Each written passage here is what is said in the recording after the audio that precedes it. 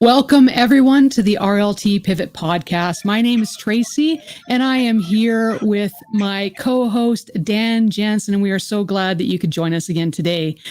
Before we get started, just a reminder that if you find value in what we're doing, please hit that like button, hit that subscribe button, and don't forget to hit the notification bell. Also, our chat is live, so if you have any questions, please type them in the chat, and we'll be answering them as we go. Dan, how's it going? Who have we got today? Super pumped to bring my best friend Kristin on to talk about a topic that I could probably just handle myself. So I'm not sure, but Kristin said she must be here. We're getting into some of the topics about women's traders. So honestly, I probably could answer no questions here. I have zero experience being a female except for Tuesdays. And so that's why we have to bring you in. Kristin, what is going on? Welcome to the Pivot Podcast. Hey guys, thanks for having me. Super fun as usual. It's exciting to have you. Now, what are we going to be talking about today? I think we're going to be talking about women in trading, women in finance. Women in finance, women in trading. I think it's a great topic. Now, this is not something that we have a lot of experience in. There's not a lot of women in the field. Obviously, myself and Kristin are traders, which is pretty cool. But Kristin, tell us a little bit about yourself. Chiropractor over 23 years now. Mom of one's going to be 18. One just turned 23. He just got engaged. So that's pretty cool. I know, pretty cool. And, just been trading and trying to understand the market and financial freedom and security for about 5-6 years, kind of self-taught. So it's been a journey, and real life trading has been such a huge part of that. And it's just awesome to be here. Cool. Now, was it something that was actually on your radar at some point, or did somebody guide you to it? And if so, who? No, it was not. I did get intermittent, spam emails from a retired chiropractor who was specifically just teaching chiros to trade, and he had been doing it for about a decade or so. And I just didn't think much of it. He probably sent them out quarterly, and I would read them. And then I was in a car accident, and I was really struggling working. And and it dawned on me that I needed an extra source of income. I wasn't even halfway through my career, and I kind of freaked out. And I was like, what else am I going to do if I can't work? Because that's kind of where I was. I was unable to physically work. So I did take his course and spent thousands on a 5-hour class, and there came with online classes. And then I wanted to learn more, and I just never looked back ever since. Wow. That's pretty cool. So why is it that why is it that there's just, in your opinion, so many more guys in the finance world and the trading world and stuff like that? Why is it not equally 50-50? Because there is no limitation to barrier for it.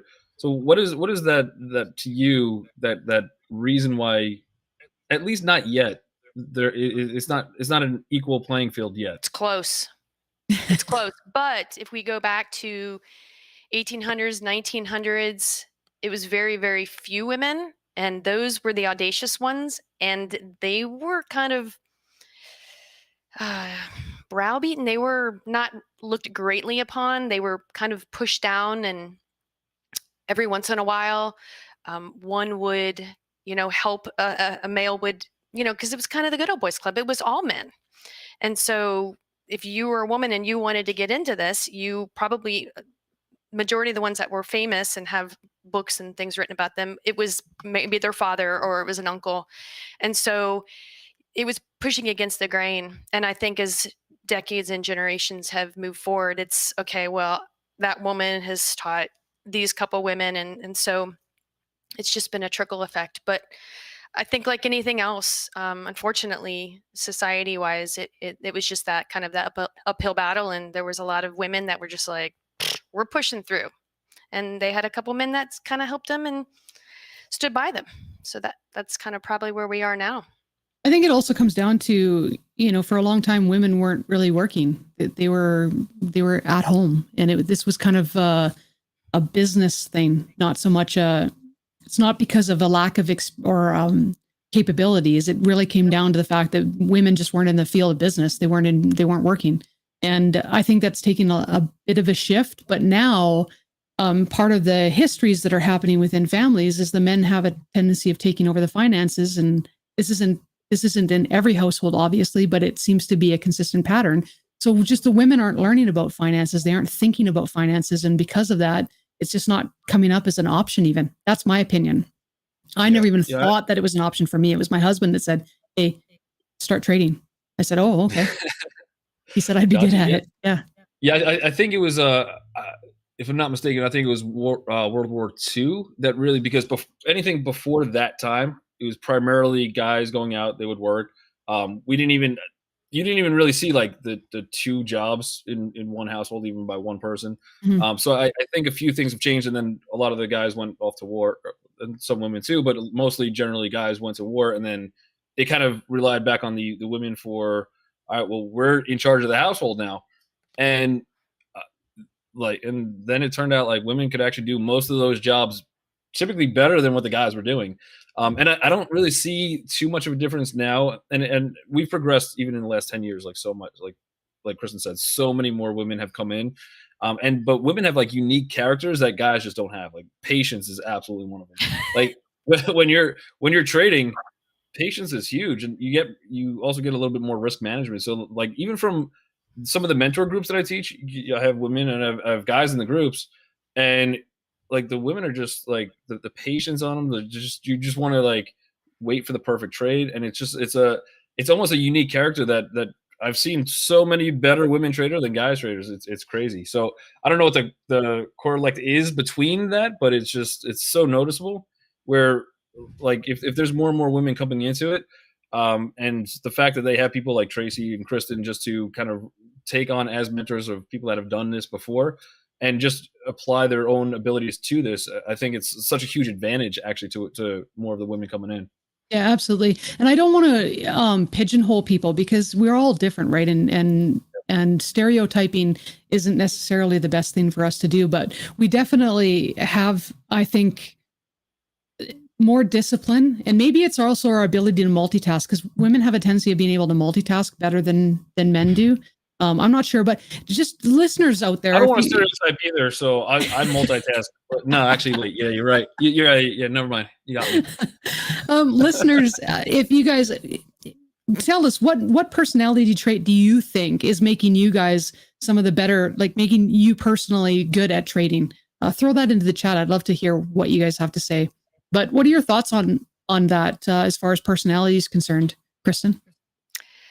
My first instinct would be a slight competitive edge. So I feel that women that get into trading are competing with themselves, not just the market.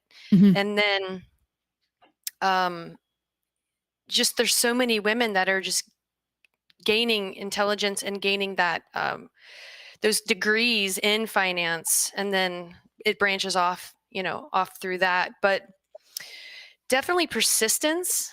Mm-hmm. But that's just across the board. I don't think that's just a female thing when it comes to trading. You have to have so much persistence in the education and the ability to change. But multitasking is a real thing. Mm-hmm. It's not always the best thing, but I think that I multitask. Well, I know I multitask, but do I multitask well? Right. Likely. And if you have an entrepreneur spirit, maybe you don't own a business, mm-hmm. but maybe you've always maybe thought about it. I mean, being a mom and running a house is a business. It's a 24/7 business. And I would never want to slight that. But if you wanted a side gig, maybe the side gig is trading. Okay, so let's talk about that for a second. Is trading a good option for a stay-at-home mom? Yeah. Is it easy? No. As the children age or nap time, or, I actually had a phone call last week with a woman who's expecting her first, and she's finally this little edge of, oh my God, I'm pregnant and I want to stay home.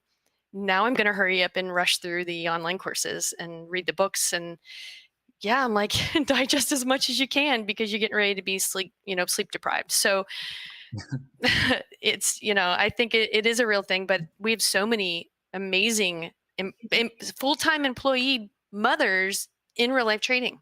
Exactly. Yeah, exactly. Yeah, for sure. One of our viewers is saying women have better intuition and instincts. What are your thoughts on that? Well, we all have that gift. I think we're more in tune with it.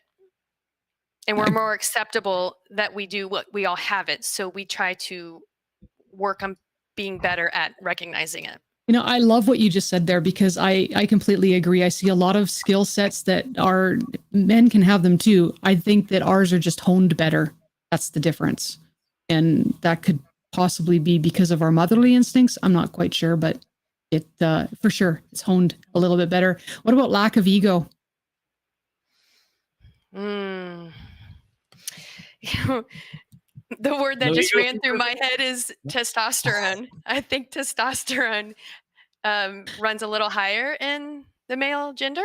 And so I think that creates that appearance of an excessive ego. But that's just me theorizing. Gotcha. Hey, Dan, does your wife trade, or any women in your life trade?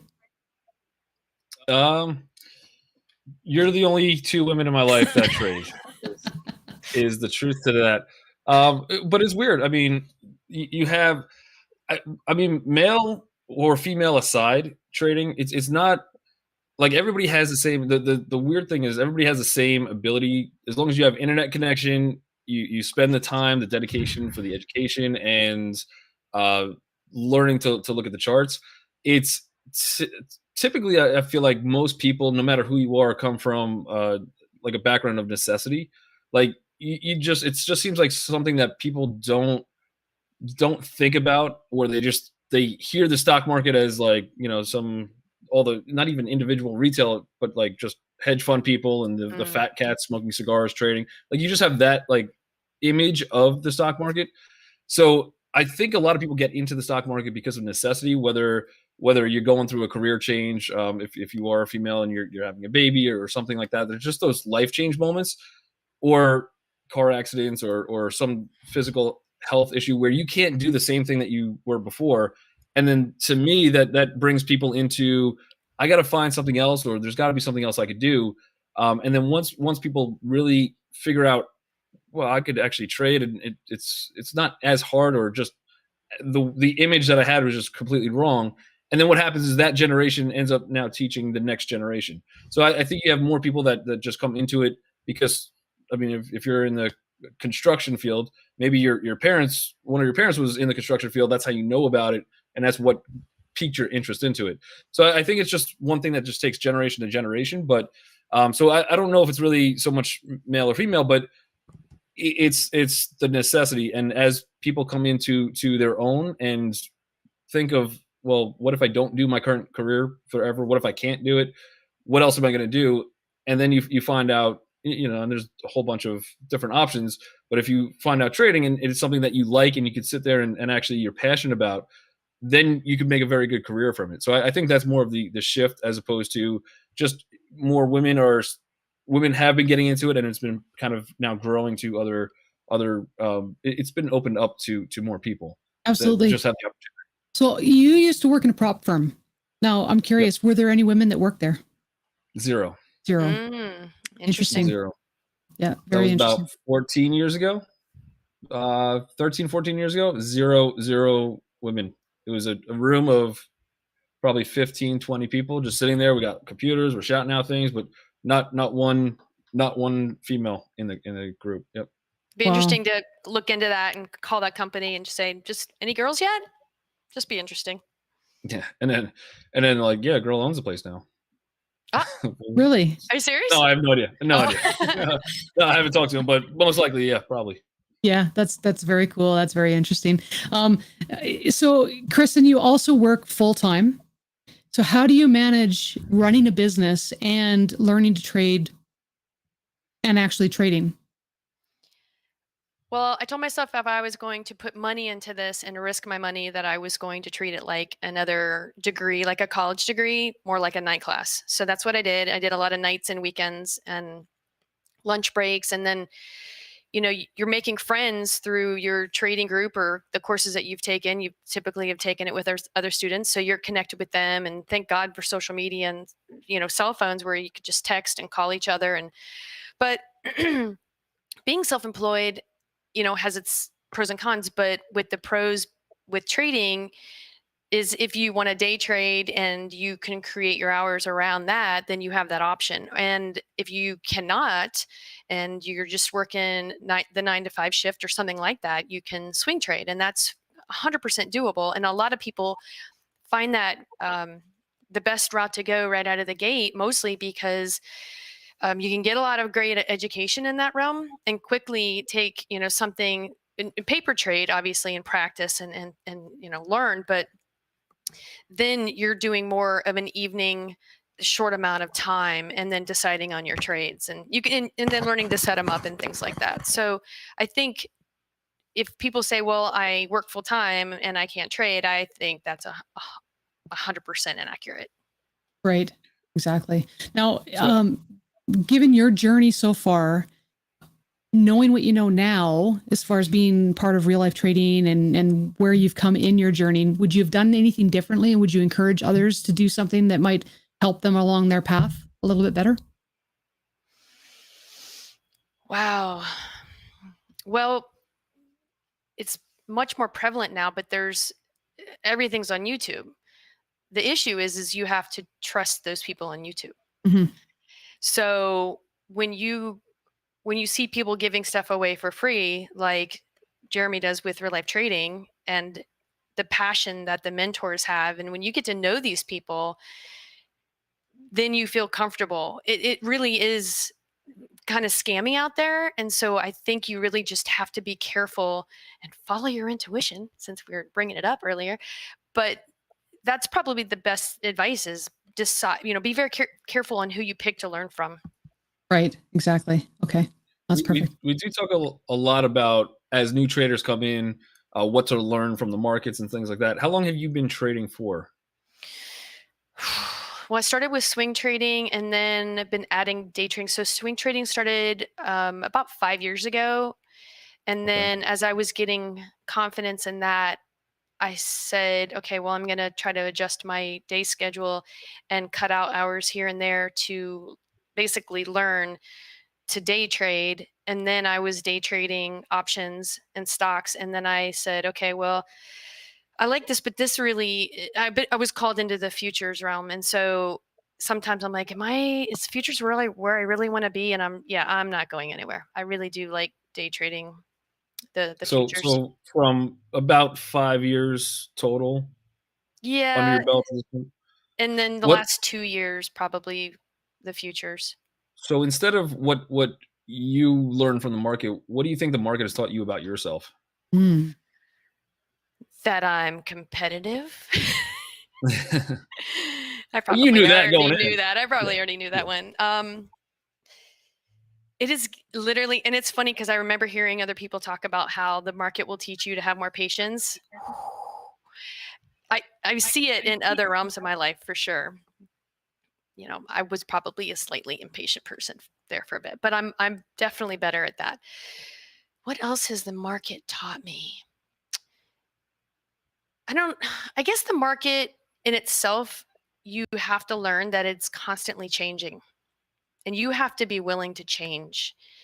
And if change is uncomfortable for you, then that's an issue. And I guess it took me a while to realize that change is not uncomfortable for me. I can do that change. So, but being aware of that's huge. You have to be aware and ready for any moment with the market.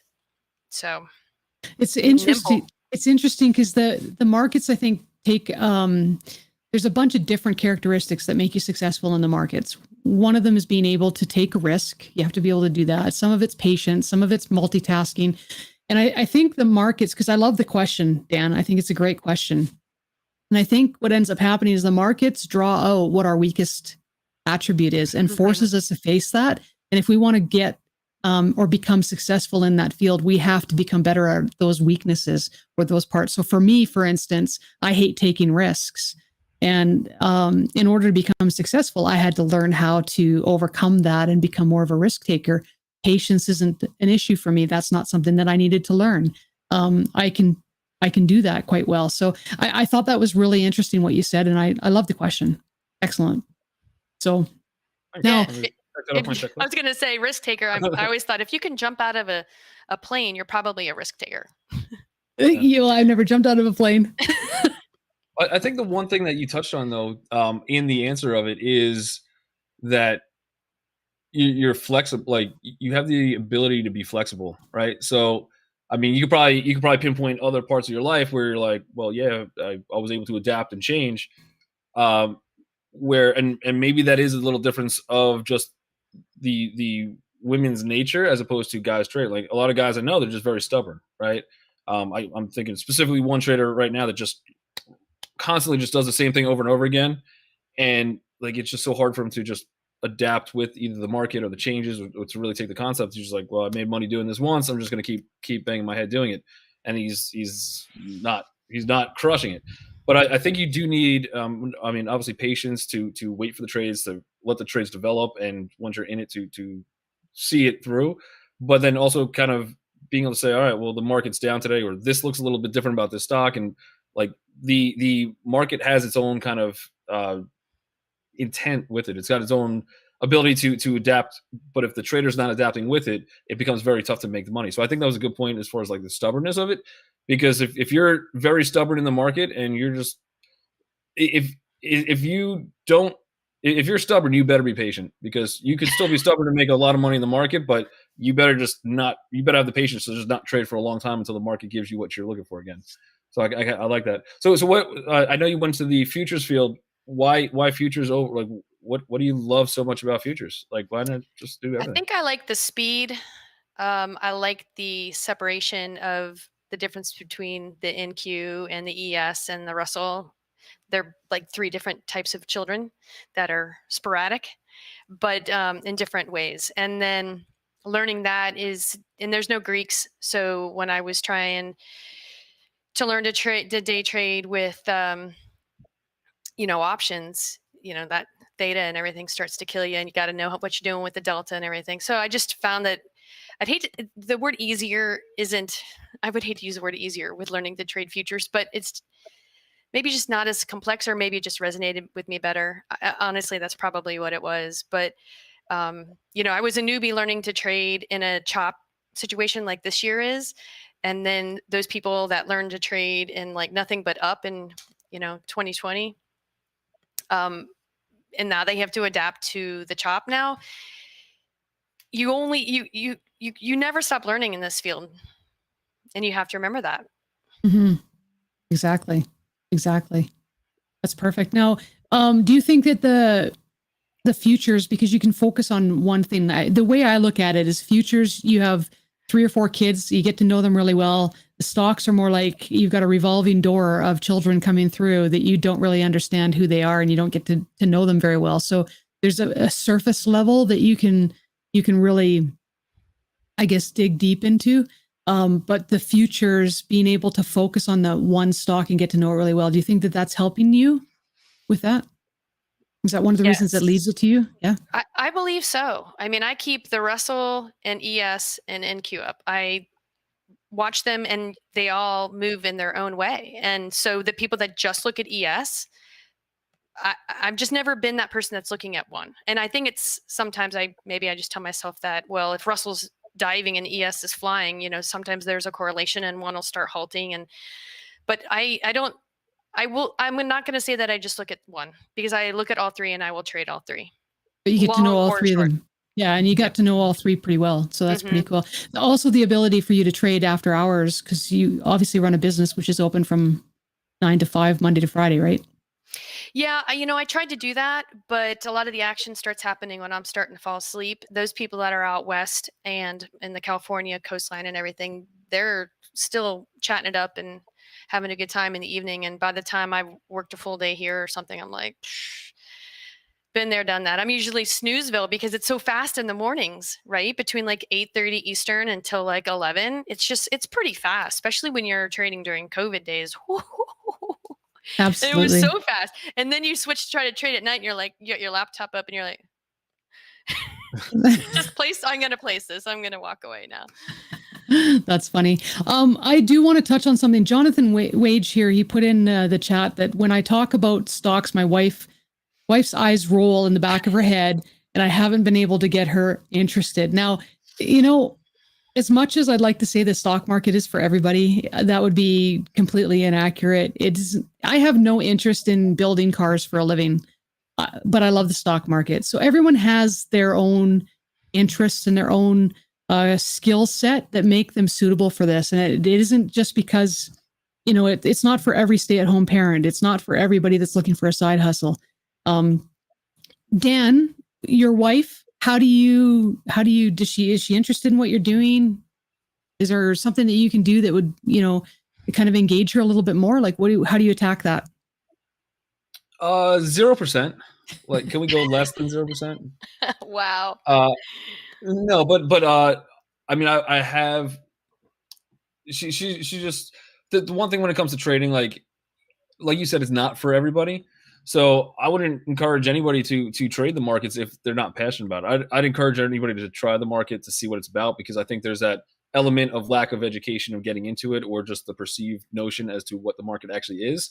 But if somebody does look at the market, they open their eyes up to it, they start learning, and they're just not passionate about it. I mean, there's a million and one ways to go out and make a living, make money, make all that stuff. So, and based on the person's personality or type or whatever the case is, they might have zero interest in the market, and that's fine.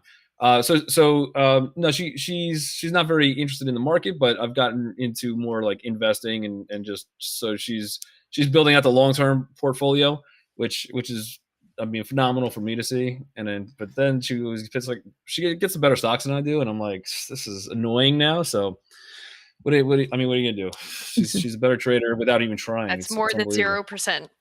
It's 0%. So, but yeah, to each their own as far as trading. And like I said, I think for anybody that's out there, they're not sure, they're on the fence. Should I dabble in trading? Should I take the education? I said 100%. Like, definitely take the step to go to learn. Like, what do you have to lose? You could even back trade, paper trade, and you could figure out if it's something that you actually understand the concepts to, if you're passionate, or if you'd rather be doing something else. Like, if you don't want to day trade, but maybe you could apply those to swing trading, or even to building out the long-term portfolios for yourself, handle your own 401ks. I mean, it's phenomenal to do that. So I would encourage people to look into the market. If you love doing it, then be stubborn in learning and be stubborn in your own success. And don't, like we mentioned before, the market has a way of bringing out all your insecurities, where something else you could be doing, if it makes you uncomfortable, you just walk away. With a market, it's going to move in that direction no matter what you do. So if you're able to face that, deal with it, learn and grow as a person, even more so than a trader, you're going to have better success trading the markets. So for me, it's the market teaches a lot, but it's for the people that love doing it. And if you could just find your passion and then just keep chasing it with a bat every single day until you finally conquer it, then I think it's definitely a well worth, phenomenal career to have. We only have a couple more minutes left. So as we are talking to a lot of new traders out there, what would you say to both male and female traders that are interested in coming into the markets? Newbies? What would I say to newbies? Yeah, I thought this was going to be the most profound statement, because you go newbies and then you have a dead silence of just pause. I'm like, sorry. Wow, where are we going with this?